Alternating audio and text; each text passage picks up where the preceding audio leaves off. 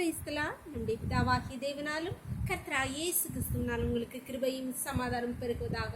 இந்த நாளிலும் கூட நமக்கு ஜீவனை தந்ததுமல்லாமல் தயையும் பாராட்டினாரல்வா, அவரை துதிக்கலாமா? விட்டு கொடுக்கலையே, விட்டு கொடுக்கலையே, விட்டு கொடுக்கலையே, சாத்தான் கையிலும் மனுஷன் கை விட்டு கொடுக்கலையே, கொஞ்சம் கூட நினைச்சு பார்க்கல, என்ன தேடி வந்தீங்க, எந்த மனுஷன் உதவல, நீங்க வந்து நின்னீங்க, விட்டு கொடுக்கலையே, விட்டு கொடுக்கலையே, சாத்தான் கையிலும் மனுஷன் கை விட்டு கொடுக்கலையே, கலங்கின என்னை கண்டு கடல் மேல் நடந்து வந்து காற்றையும் கடலையும் அதட்டி கரை சேர்த்தீங்க, அற்ப விசுவாசம் நிறைந்த என் வாழ்க்கையில் அற்புதம் செய்பவர வந்து விட்டீங்க, என்னை ஆற்றி தேற்றி அரவணைச்சீங்க, நல்ல தகப்பனாக தூக்கி சுமந்தீங்க,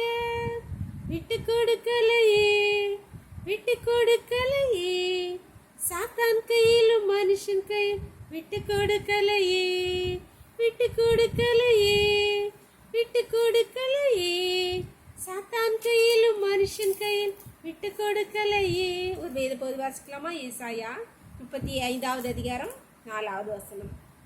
மனப்பதறுகிறவர்களை பார்த்து நீங்கள் பயப்படாதிருங்கள், திடன் கொள்ளுங்கள், இதோ உங்கள் தேவன் நீதியை சரிக்கட்டும், உங்கள் தேவன் பதிலளிக்கும் வருவார், அவர் வந்து உங்களை ரட்சிப்பார் என்று சொல்லுங்கள்.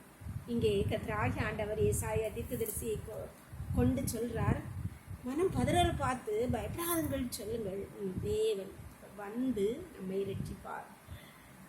வேதத்திலே நாம் பார்க்கிறோம், பர்திமேயு குருடன் தாவீதின் குமாரனே எனக்கு இறங்குன்னு சொன்னோன்னே அவர் என்ன செய்தார்? அவர் நின்றுட்டார்ல, தாண்டி போக மாட்டார். நீங்கள் கர்த்தரை நோக்கி, அப்பா எந்த சூழ்நிலை, எந்த இக்கட்டில், எந்த பிள்ளை, எந்த கஷ்டத்தில் அப்பா எனக்கு இறங்குன்னு கூப்பிடுறீங்களோ அவர் உங்களை தாண்டி போக மாட்டார்.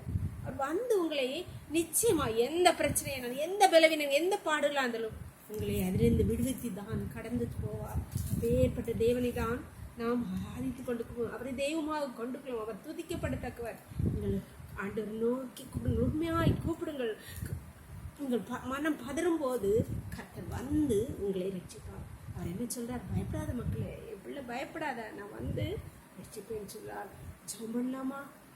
எங்களை நேசிக்கிறீங்களா அன்பின் தகப்பனே? தர்மியான நாளுக்காக கொடி நன்றியப்பா. நாளின் காலை முதல் இம்மட்டுமா உங்களுடைய தயவுள்ள கரம், உங்கள் கிருபங்களை தாங்கினதே அப்பா. நன்றி நன்றியப்பா.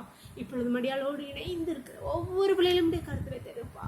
தங்கள் கஷ்டங்கள், பாடுகள், பலவீனங்கள், இக்கட்டுகள், ஆண்டவரே நான் என்ன செய்வேன் வழி தெரியாம பாண்டு நோக்கி எனக்கு இறங்கும் தகப்பனேன்னு சொல்லி நோக்கி கூப்பிடுற ஒவ்வொரு பிள்ளைகள் வாழ்க்கையில் நீர் வந்து நான் வந்து ரட்சிப்பேன்னு சொல்லிங்கப்பா. பயப்படாதுன்னு சொன்னீங்கப்பா. ஒவ்வொரு பிள்ளைகளும் நீங்கள் அவர் இல்லத்திலே வந்து பிள்ளைகளுக்கு பெரிய விடுதலை கட்டளையிடுவீராக.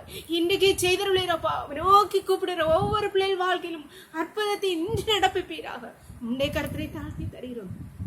திரவுகளை மூடி மறைச்சுக்கோங்கப்பா. சகல துதியும் கரமும் வல்லமையும் பலனும் ஞானமும் எங்கள் தேவாதி தேவன் ஒருவருக்கே செலுத்துகிறோம்.